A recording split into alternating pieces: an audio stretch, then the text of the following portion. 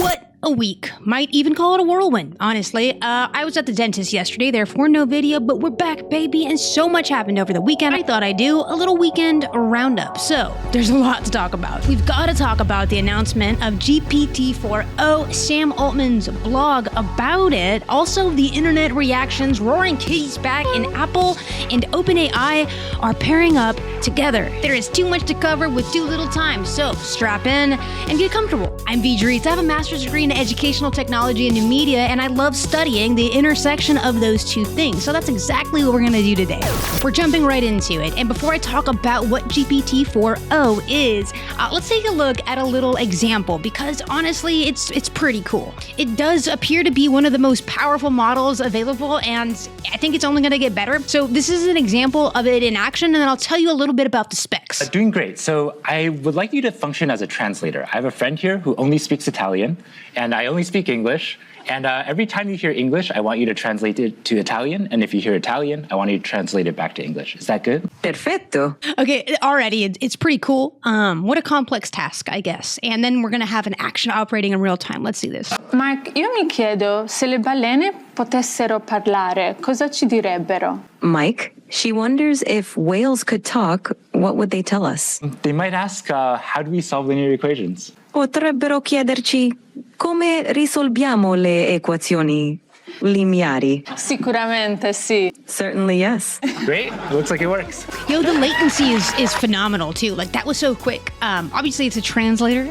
We have more examples, but before we get to the examples, I do want to talk a little bit about OpenAI's new model. You just saw it in action. It's just one thing it can do a little bit different than, you know, a GPT or other models on the market. So honestly, this is pretty impressive. Obviously, the Italian accent's not there, but that's all right. OpenAI's new AI model can process and generate audio, images, and text in real time, a little bit different than GPT-3. It does match GPT-4's performance on text tasks while significantly improving on the multilingual audio and the visual capabilities. GPT-4o is not only faster, but it's actually 50% cheaper than ChatGPT-4. And in terms of who has access to this new model, it is being rolled out iteratively. In the free tier, we have partial access to these features, but if you do have the Plus, you have much higher limits for these features. That's my phone, sorry. But the new version of voice mode, and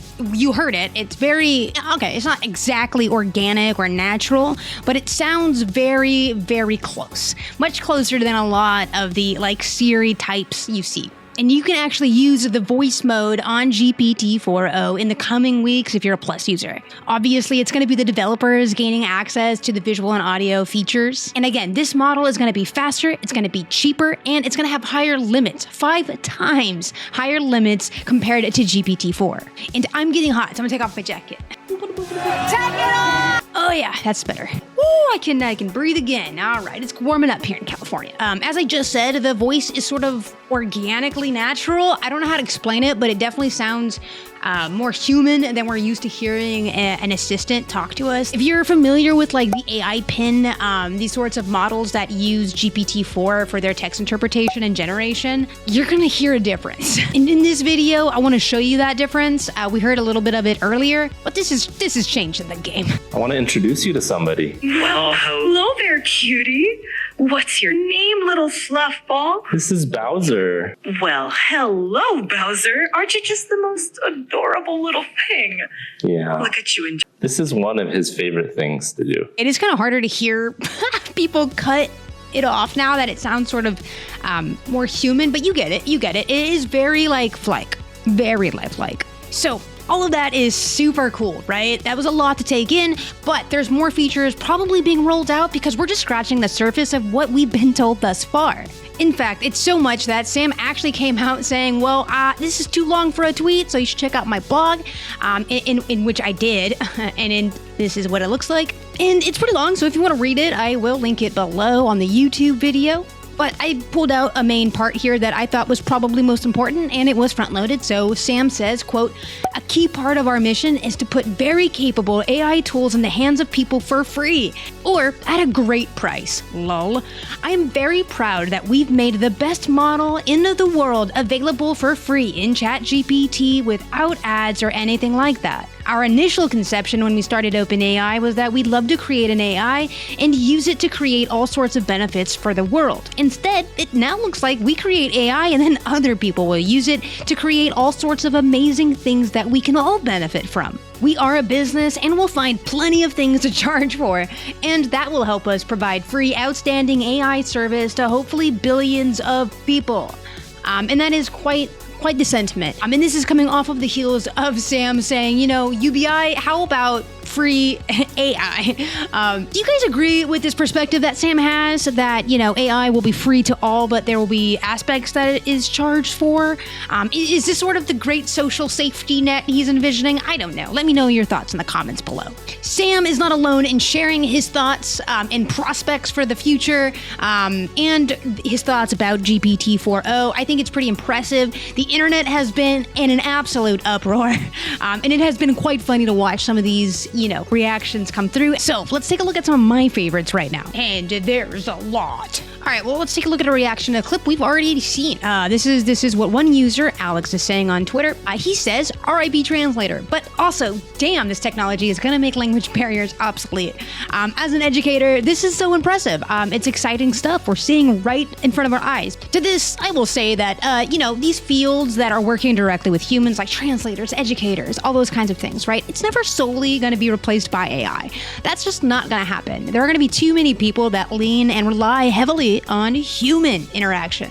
So, funny tweet, but I do disagree. 99% of the economy will be AIs talking to each other.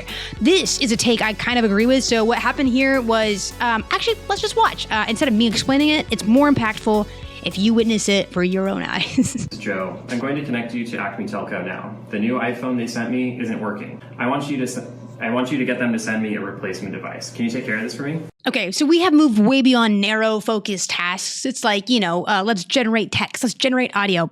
Forget that. Let's generate an action. It's really impressive. You can count on me, Joe. I got this. The latency kills me, though, I will say that. Ring, ring. Hey, Joe. This is Jamie from Acme Telco. How can I help you out today? Hi there. I'm calling on behalf of Joe, who recently received a new iPhone from Acme Telco. But, got it. When did Joe receive the new iPhone? The iPhone was delivered 2 days ago. Cool. Could you share the order number with me? Yo. Of course. This is wild. 10293-849. Great, thanks. Yo, look at this. Could you please check your email to see if the shipping label and return instructions have arrived? Fingers crossed. Yep, I got the instructions. That's crazy. Perfect. Okay, so obviously there was a little bit of human involvement there at the end, but generally speaking, this was a full-blown conversation back and forth of processing, acting. Wow, this is just crazy. 99% of the economy most likely will, in fact, be talking to each other via AI. It's impressive. It is. OpenAI coming for GitHub Copilot. And we'll get to Microsoft because that's a whole nother conversation. But love the chaos.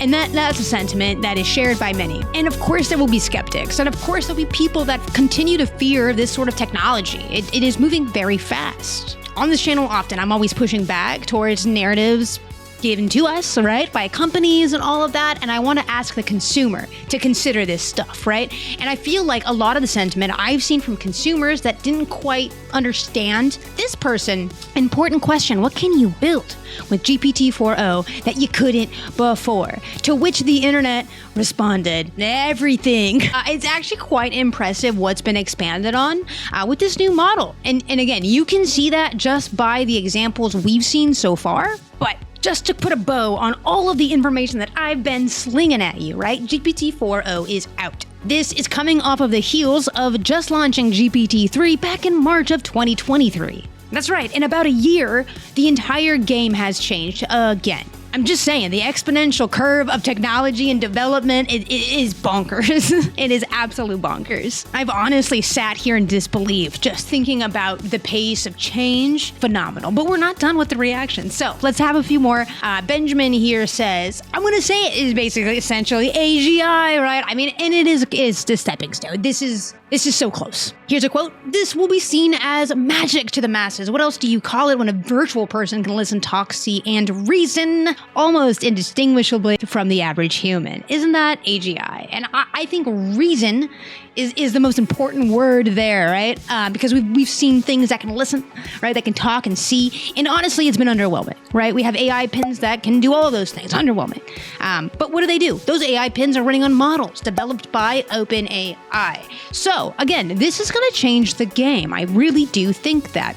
And I'll leave this post below if you want to explore just a few more case uses and examples of GPT-4o in action, because like I said, it is magically impressive. So if you want to check out 16 more examples that might just blow your mind, go ahead and click that link below. And thanks Mondi for putting this all together for us. And in addition to Mondi's post, we also have Nathan Land's post, who has catered 15 different game-changing examples that will also blow your mind. There are a few repeats, but it is pretty impressive to see just what's going on and how people are leveraging it already. And @Carnage said something on Twitter that truly resonated with me, and I couldn't stop thinking about it, really. He said this: I can see why there are rumors that Apple has caved and licensed OpenAI's models for Siri, or a replacement, right? This is sort of a feature that Apple used to make compelling ads about, and the intersection of the technology and the liberal arts back in Jobs' day. And that's true. I mean, it's stuff like this that kind of provokes users to be curious and to want to explore and develop, and it's a very special thing to have. So that brings me to the next story I want to bring you guys. So that takes us to the next story I want to bring you guys. It's all about Apple. On the last earnings call for Apple, they talked about AI. In the last event, they mentioned AI, and AI is a buzzword that Apple tends to stray away from.